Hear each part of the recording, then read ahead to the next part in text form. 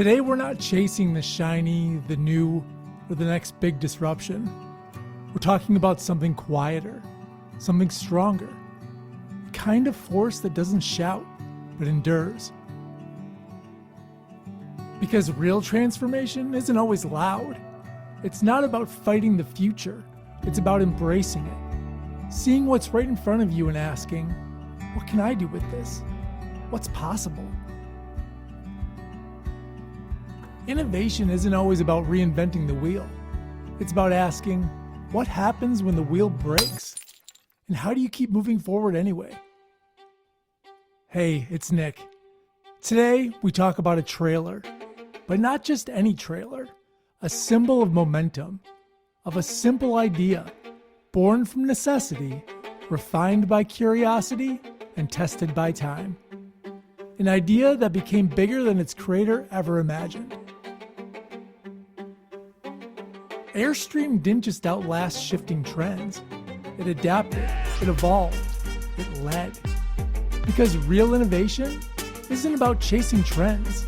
It's about building something so right, so enduring, that people refuse to let it fade. At the center, a man, a vision, and a little bit of aluminum. And a deep belief that adventure should never come at the cost of comfort.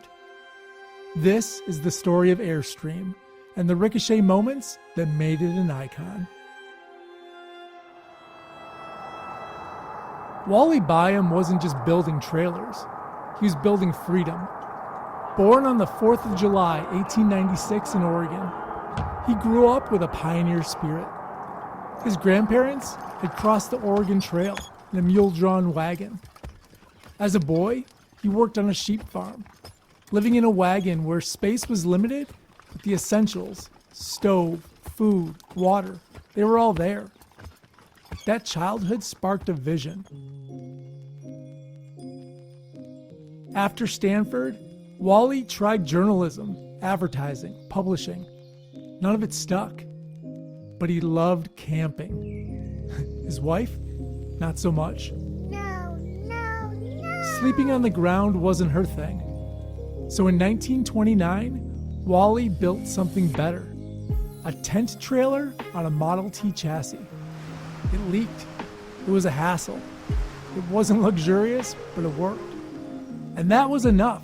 Enough to keep him tinkering, improving, replacing the tent with a teardrop-shaped aluminum shell, adding a stove, an ice chest. Small improvements that changed everything. Other travelers took notice. They wanted in. Demand grew. And Wally realized he was onto something much bigger than just a weekend project.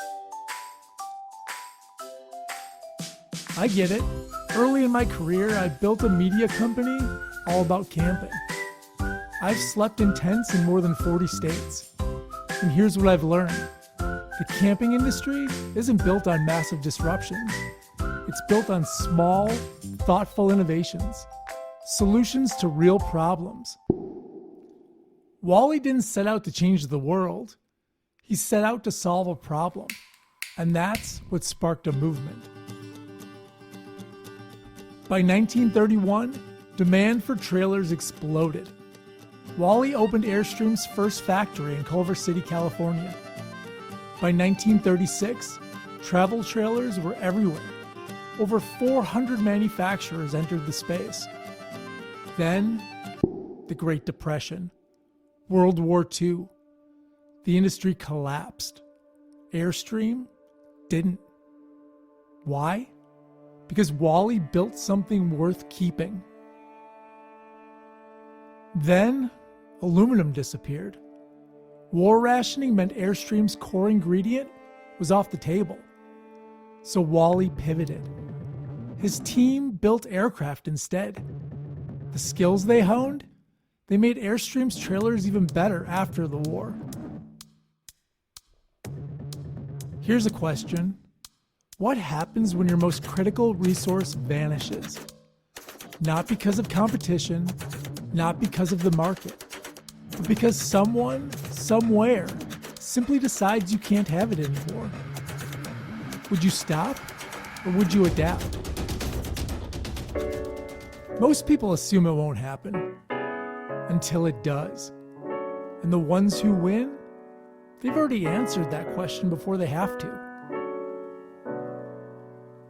After the war, Wally perfected his designs. In 1951, he led the first Airstream caravan to Nicaragua. 14 trailers made it. It was grueling. He swore he'd never do it again. A year later, he broke that promise. Because Airstream wasn't just a trailer, it was an idea, a movement, a way of seeing the world.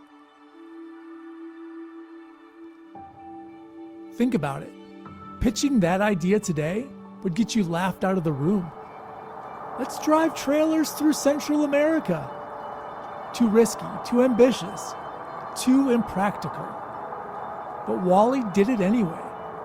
Because the best ideas don't start with what's realistic. They start with what's possible. Airstream grew. It outlasted gas crises, leadership changes, economic shifts. When Wally passed in 1962, Airstream was stronger than ever. And then something remarkable happened. Airstream didn't just stay on the road, it went to space. Sort of. NASA chose Airstream to house the Apollo 11 astronauts in quarantine after they returned from the moon. Think about that. The same company that started with a backyard experiment now had a role in one of the most significant achievements in human history. Because when you build something designed to last, it finds a way to stay relevant. But let's rewind for a second. What if Wally had given up during the war? What if instead of pivoting, instead of finding a way forward, he had thrown in the towel? The entire landscape of outdoor recreation in America could look much different today. No caravans crossing continents, no fleets of silver bullets lining highways, no cultural icon embedded in the spirit of adventure.